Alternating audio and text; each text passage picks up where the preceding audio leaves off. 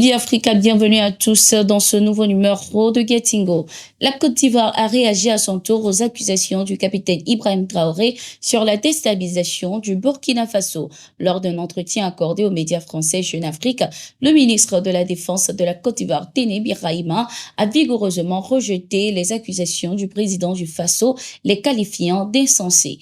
La Côte d'Ivoire n'a jamais cherché à déstabiliser le Burkina. Ça n'a pas de sens. Si la Côte d'Ivoire abritait un tel projet, ce seraient des milliers de Burkinabés qui se retrouveraient ici. Nous avons sollicité à plusieurs reprises à nos collègues burkinabés que nous devrions tenir une réunion en juillet 2023, mais elle a été annulée au dernier moment.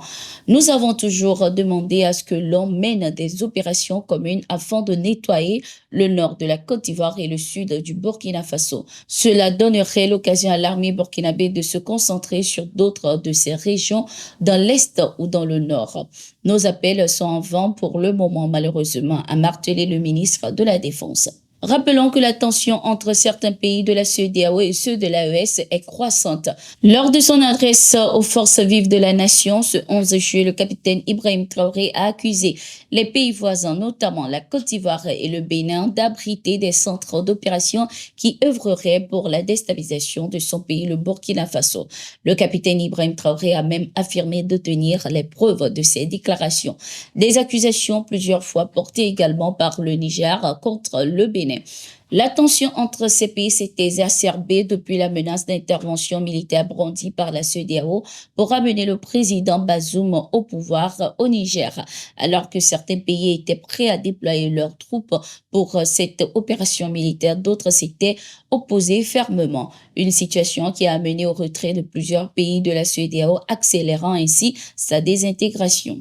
Les militaires peuvent perdre des batailles, mais nous n'allons jamais perdre contre le terrorisme. Nous allons la gagner et toute la région de Kidal va revenir dans le giron malien.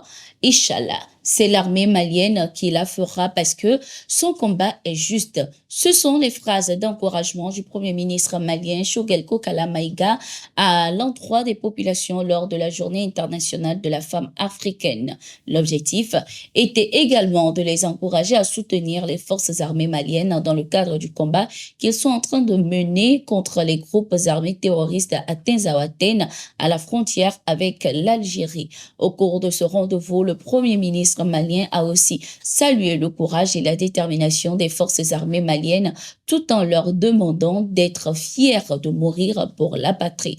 C'était également l'occasion pour le Premier ministre de dénoncer la propagande de communication orchestrée par les groupes armés terroristes avec l'appui de certains pays. Notons que ces déclarations de Choguel Kokala Maïga interviennent au moment où l'armée est en guerre contre les groupes armés terroristes au nord du pays. Dans un récent communiqué, l'armée a indiqué avoir subi une embuscade terroriste dans cette localité conduisant à la perte de plusieurs soldats. De ce fait, les forces armées de l'AES se sont joints aux FAMA pour mener à bien cette mission. Plusieurs pays, dont la Russie et la Turquie, ont également réaffirmé leur soutien indéfectible au Mali dans le cadre de cette lutte. C'est une page sombre de l'histoire burkinabé qui se referme tout doucement. Les assaillants qui ont mené la première attaque terroriste meurtrière contre le pays en 2015 viennent d'être condamnés à la prison à vie. Le 22 juillet 2024, les présumés coupables ont été appelés à répondre de leurs actes. Sur 10 accusés, 4 étaient présents.